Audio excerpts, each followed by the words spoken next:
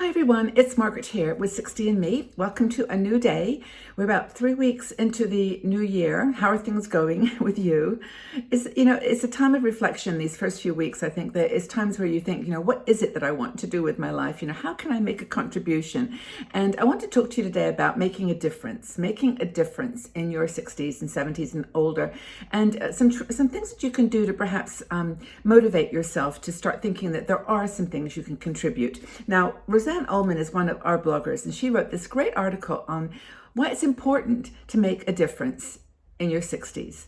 Now, you may think, you started the new year and you've got a list of things you want to do, and they're, things that you perhaps have, had an ambition to do, a desire, but is it going to make a difference? And I think that's the bigger question. Now, you can volunteer and do support. Of course, there's all kinds of opportunities in the world that you can, actually get out there and physically do something. Or you can do something, in your own home, something that's close to your heart. You maybe want to write that journal or your legacy document that we talk about a lot. I, by the way, have got this book called The Book of Me, and I'll leave a link for it in the section below. But it's really cool because you can actually, it's a book of questions that you write the answers to in the book. And I found that for some reason that for me makes it more personal and intimate, and I don't have to type it anywhere. So I kind of like that idea. But anyway, so you might say, oh, that's a little bit self-indulgent, but so what? This is your life. This is your time. And 22 really is about you. It's a year when we can put our dreams and our activities and our dreams into action. So figure out your purpose. How do we do this? Now, Roseanne talks about a coach, and her name is Ray Luskin, Luskin, and she quotes from her asking 4 questions right now that you can ask yourself.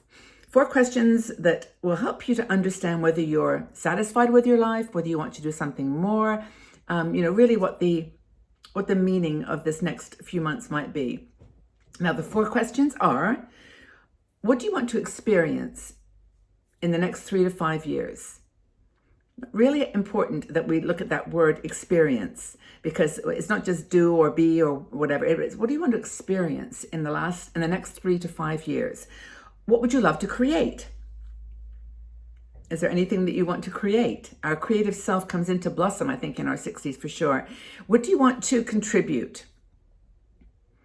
Now, I know the last few years have been very difficult, and we've maybe felt like we've not contributed anything to anything because it's just been so, difficult. But, what we have contributed probably more than we realize. And it won't be until we're through this pandemic and through some of the challenges that have been presented to us this last couple of years that we'll see how much we helped others. And I really do believe, and I've said this several times, so, women in their 60s, 70s and older are resilient and adaptable beyond measure.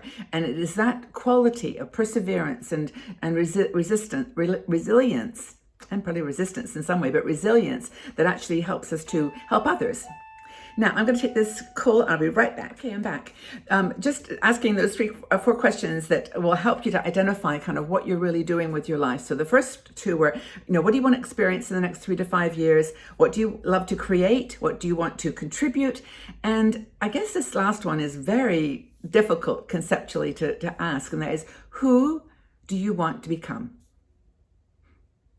You might say to yourself, oh, I'm past having that ambition. I've kind of become the person I'm going to be. I am me. But there's a question, from that where you are right now, what have you learned in your life? What lessons have you experienced that have added to who you were, who you are? Are you more courageous? Are you more risk averse? Are you more carefree? Are you more worried? I mean, what is, the person that you've become? And is that over the years, and is that who you really want to be? Can you make some changes? I think it's really, really important to then go to the next step, which is kind of powerful. And I think that we don't do this enough, which is identify your strengths. What are your strengths? Now, one really cool little technique that you can use, and I wanted to mention this to you because I think I've not done it quite directly, but I do it because I get a lot of feedback from my videos and from what I do for you guys. So I think that I do get some feedback that I'm going to suggest a way for you to get, which is to ask your friends. Ask your friends what are the 5 words that they would use to describe you. And maybe before you ask them that question, you should write down the 5 characteristics that with that particular friend, or even just in general, you feel identify or identify you, or and just 5 short words. Then take a look at what they say. Now, most friends, actually, if they're really good friends, will actually jump at this chance, because it's kind of cool to be able to say good things about each other, or even to say something like, well, maybe you worry too much, or you're a worrier, and that would be one word. But maybe it's something that they can highlight because they're a friend, and you can learn from that. So do that. Ask your friends to give you like this character analysis. And also, Roseanne mentions this free online test. It's all in our article that I'm referring to here. I'll leave the link, but it's called viacharacter.org. I don't know what that is. I haven't actually been there, but there's lots of them probably, where you can actually go in and answer questions and identify your character, your strengths. Many women start a second life in their 70s and 80s. And I think that's really important to not think there's not chances and opportunities to grow and just find something new about yourself. So the next thing is to banish negative messages. Let them go. Negative self-talk is really, really powerful. And it's actually something that when a psychiatrist or psychologist, tries to understand your challenges, they'll go into this, because we do so much damage to ourselves, I think, just personally speaking, by negative self-talk. Just know that you're not, there's ways to say things in a positive way, to switch it around. Even if you have a criticism or something that you procrastinate, or you're, too tough on yourself when you're making decisions, or you don't think that you're good enough in any area. Negative self-talk is just the way to, stop the sort of story midstream, and you just can't recover until you just redirect that. Another thing is to move all those roadblocks and like procrastination, taking too long, to overthinking things. Those are roadblocks that stop you from really appreciating your value to what you're adding to the world. So, if you actually want to maybe write a story about your life and you're thinking, oh, that's a negative thing, or that's something, honestly, at this point, who cares? I mean, I don't mean that to be flippant or cruel or insensitive.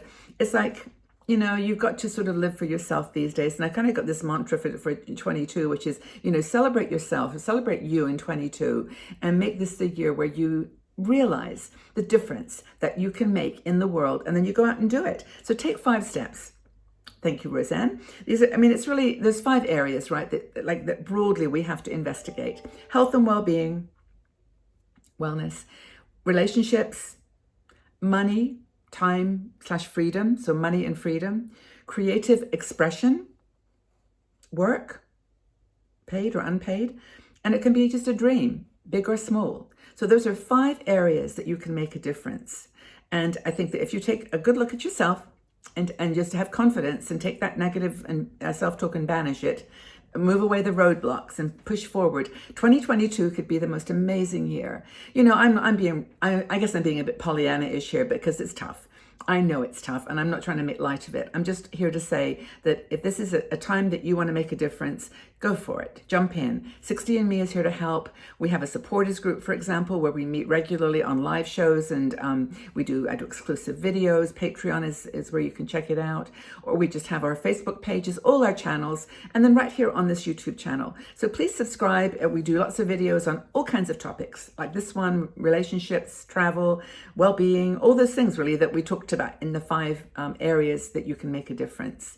So leave your comments below. How are you making a difference in your life right now? In your community, in your family? How are you doing it?